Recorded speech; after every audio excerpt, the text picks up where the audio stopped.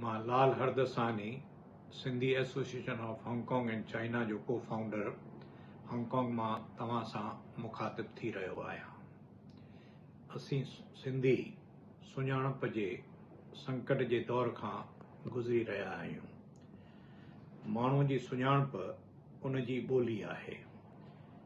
असांजी ॿोली असांजे हथनि मां खिसकंदी पई वञे, ॻाल्हाइण वारा घटिजंदा पिया वञनि।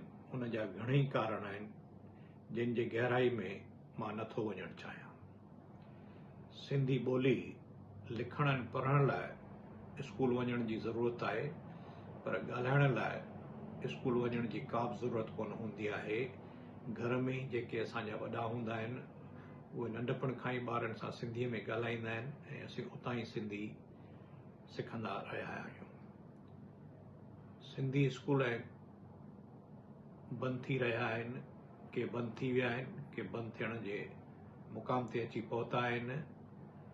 त असां लिखण ऐं पढ़ण त हींअर कोन सिखी सघंदासीं, पर आवाज़ी कल्चर ज़रिए असीं पंहिंजे ॿोलीअ खे बचाए सघूं था।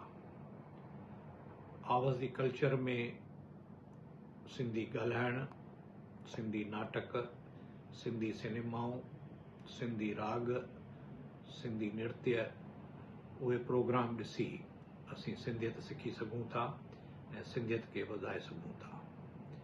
इन ॾिस में असांजा सिंधी कलाकार हिंदुस्तान ऐं दुनिया जे कुंड कर्छ में वञी सिंधी ॿोलीअ जो वाइपो वधाए रहिया आहिनि। उहे असांजा एलची आहिनि जेके दुनिया भर में सिंधियत जो फैलाव करे रहिया आहिनि। ॿोलीअ खे आम पहुचाइण लाइ ॿियो हिकिड़ो तमामु सुठो ज़रियो आहे टेलीविज़न,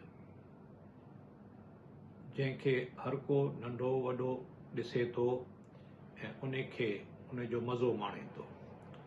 पर असां सिंधी 75 सालनि में पंहिंजे लाइ हिकिड़ो टीवी चैनल बि न ठाहे सघिया आहियूं, न को असांखे उन ॾिस में गवर्नमेंट का मदद कई आहे। कोशिशूं सालनि खां जारी आहिनि, पर असांजी ॿुधण वारो केरु कोन आहे। उन जो हिकिड़ो मुख्य कारण इहो बि आहे त असांखे का पॉलिटिकल लॉबी कोन्हे जेका असांखे सम्झे ऐं असांजो आवाज़ गवर्नमेंट ताईं पहुचाए। जेको थियो सो थियो, हाणे अचो त सभई गॾिजी हिकु दफ़ो वरी सरकार खां ऐं मोदी सरकार खां चैनल जी घुर करियूं ऐं उमेद करियूं था त हिन दफ़े जुट थी महिनत कंदासीं त सफला थींदासीं। महिरबानी। ॾियो सॾ में सॾ, सिंधी सदाईं गॾु।